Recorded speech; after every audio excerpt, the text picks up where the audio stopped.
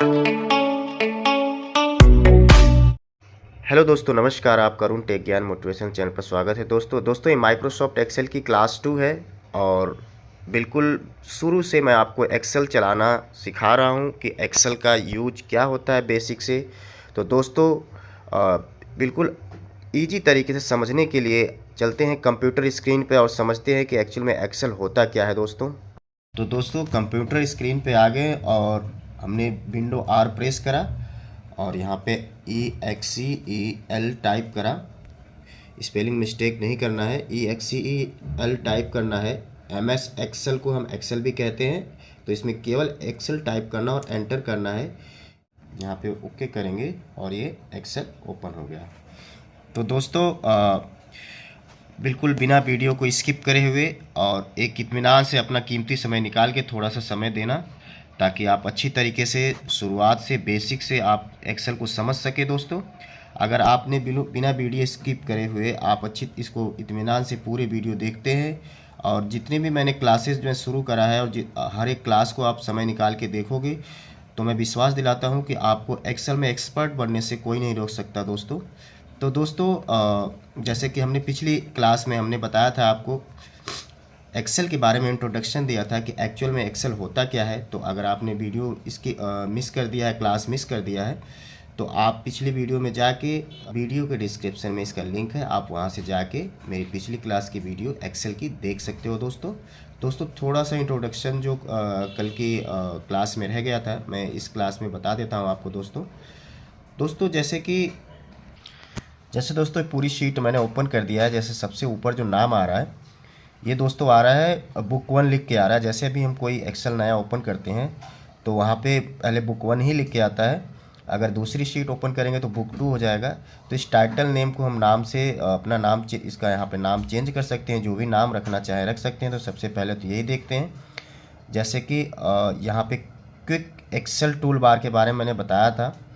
तो यहाँ पे कंट्रोल एस या इस पर क्लिक करेंगे, क्योंकि यहाँ पे अगर फटाफट कोई काम करना है अर्जेंट में, तो क्विक एक्सेस टूल बार को ही हम क्लिक करके जल्दी से कर लेते हैं। तो जैसे हमने करा, यहाँ पे डेस्कटॉप पे गए और यहाँ पे जैसे बुक 1 इसका नाम लिख के आ रहा है, तो यहाँ पे हम अपना नाम यहाँ पे शीट का चेंज कर सकते हैं। यहाँ पे जैसे मैंने नाम यहाँ पे लिख दिया, चेंज, ठीक है, हमने कर दिया। यहाँ पे माउस से सेव पे करेंगे, एंटर करेंगे तब भी हो जाएगा। तो मैं आपको माउस से ही हाईलाइट करके बता रहा हूँ ताकि अच्छी तरीके से आपको समझ में आए। तो दोस्तों ये हमारा देखो नाम यहाँ पे चेंज हो गया है। इसका टाइटल नेम जो बुक 1 लिख के आ रहा था, यहाँ पे अरुण टेक ज्ञान लिख के आ रहा है। अब दोस्तों ये जो हमने बताया था आपको, ये name box with active cell reference होता है, इसको बोलते हैं। पिछली क्लास में भी मैंने बताया था, दोबारा से रिवाइज कर देता हूँ। तो दोस्तों ये name box with active cell reference है। जैसे ये हमने ए पे क्लिक करा हुआ तो A1 लिख के आ रहा है। एक्टिव सेल रेफरेंस इसलिए कह रहा हूँ क्योंकि अगर बी पे करेंगे तो B1 हो जाएगा, ये नीचे 2 पे करेंगे तो 2 हो जाएगा। इसमें दोस्तों जो सबसे ऊपर है ये होता है फार्मूला बार, ये लिख के भी आ रहा है। तो फार्मूला बार ये होता है जब भी हम कोई इसमें यहाँ पे टेक्स्ट या कुछ भी टाइप करते हैं काउंटिंग, तो यहाँ पे ये शो करता है, या फार्मूला लगाते हैं तो यहाँ फार्मूला शो करता है। ठीक है दोस्तों, ये हमारी काउंटिंग होती है। और ये ए टू जेड मतलब ए से बी, ABCD जो लिखा हुआ है, ये होता है दोस्तों highlighted heading indicated cell. Highlighted heading indicated cell, ठीक है दोस्तों। इसे हम बोलते हैं कॉलम। ये सारे कॉलम है और ये इस तरह ऐसे करेंगे तो ये होती है हमारी रो। इसे हम रो बोलते हैं, क्योंकि आगे जब हम आगे बढ़ेंगे और एडवांस एक्सेल सीखेंगे तो उसमें कॉलम रो की बहुत ही आवश्यकता होगी, तो हमें जानना पहले से ज़रूरी है। और तो ये समझ गए आप कि कॉलम ये होता है। अगर हम सीधे सीधे शब्दों में कहें तो जो ये वर्टिकल लाइन होती है, वर्टिकल ऐसे खड़ी खड़ी, तो ये होता है कॉलम। और ऐसे अगर ये पट में है, जैसे ऐसे है, तो ये हॉरिजेंटल में आता है। हॉरिजेंटल का मतलब होता है यहाँ पे रो, हॉरिजेंटल में रो आएगा, वर्टिकल में कॉलम आएगा। ठीक है दोस्तों, तो यहाँ तक आप समझ गए। बाकी अगर हमें ये देखना है कि हमारे पास कितनी रो है और कितने कॉलम है, तो जैसे ये हम माइक्रोसॉफ्ट एक्सेल 2016 वर्जन यूज कर रहे हैं, और इसमें अगर हमें देखना है कि कितने इसमें रो है, तो हम कंट्रोल के साथ रो डाउन रो क्लिक करेंगे और आप हमें पता चल जाएगा कितने इसमें रो है। जैसे हमने करा है कंट्रोल, तो ये देखो यहाँ पे आ गया है, इतनी रो है, ये 10,48,576 रो है। अगर इसे वापस जाना चाहे तो कंट्रोल के साथ अप एरो क्लिक करेंगे तो ऊपर आ जाएंगे, जैसे हमने करा क्लिक, तो यहाँ पे आ गए। ठीक है। उसी तरह अगर हमें पता करना है कितने कॉलम्स हैं, तो कंट्रोल के साथ लेफ्ट वाला एरो की प्रेस, राइट वाला एरो की प्रेस करेंगे, जैसे हम कर, तो देखिए दोस्तों बिल्कुल लास्ट में आ गया XFD कॉलम, लास्ट कॉलम ये है। तो यहाँ से हम रो और कॉलम की संख्या पता कर सकते हैं। वापस आना है तो हम वही प्रेस करेंगे, कंट्रोल और लेफ्ट एरो की। दोस्तों जिस की मैं बात कर रहा हूँ, ये की है, ये अप की होती है कीबोर्ड में, ये डाउन की होती है, ये राइट की होती है, और ये लेफ्ट की होती है। इसे कंट्रोल के साथ प्रेस करेंगे तो दोस्तों हम कॉलम और रो की संख्या को पता कर सकते हैं दोस्तों। ठीक है दोस्तों, और भी आगे बहुत इसके काम आएंगे, तो इसकी को ध्यान रखना दोस्तों।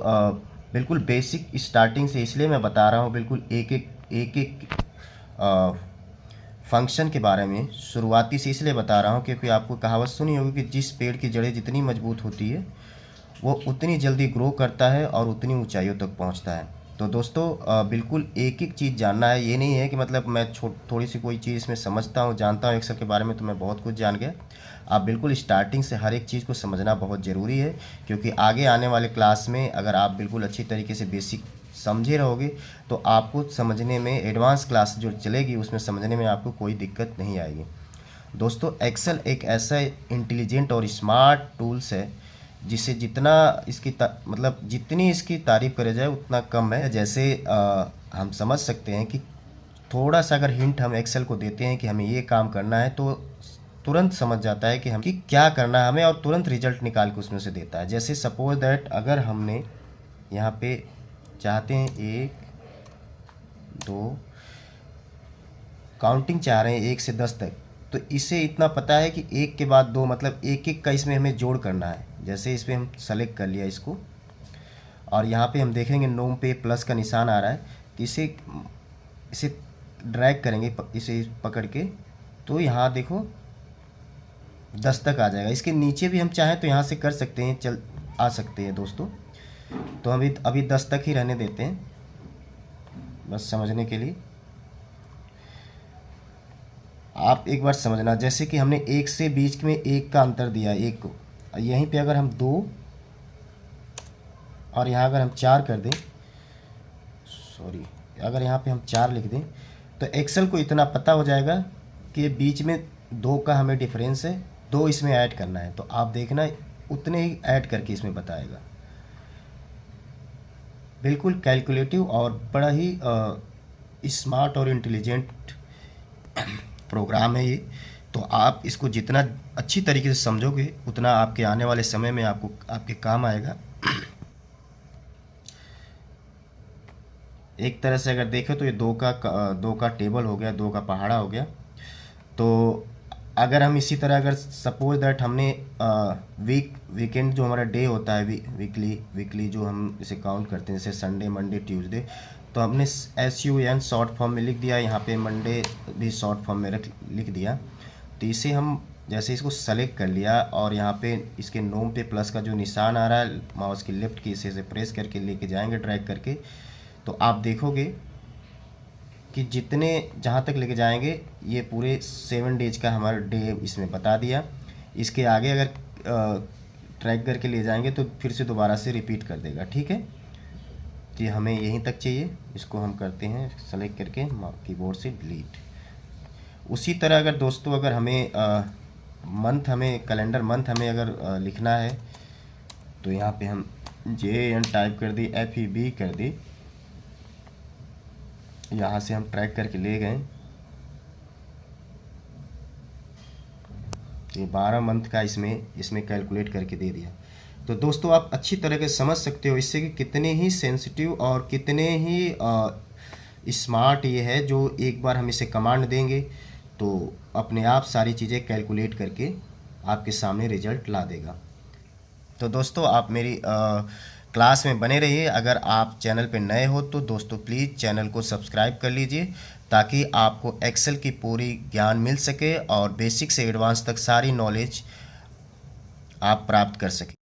दोस्तों मेरी क्लास कैसी लगी आप प्लीज़ कमेंट करके ज़रूर बताना। अगर कोई भी क्वेरी कुछ भी आपको लग रहा है कि कहीं कन्फ्यूजन है तो आप कमेंट्स करके मुझसे पूछ सकते हैं। और दोस्तों आपको वीडियो अच्छी लगी, क्लास अच्छी लगी तो आप वीडियो को लाइक करें, चैनल को सब्सक्राइब करें और अपने दोस्तों के साथ इस वीडियो को शेयर ज़रूर करें। थैंक यू दोस्तों।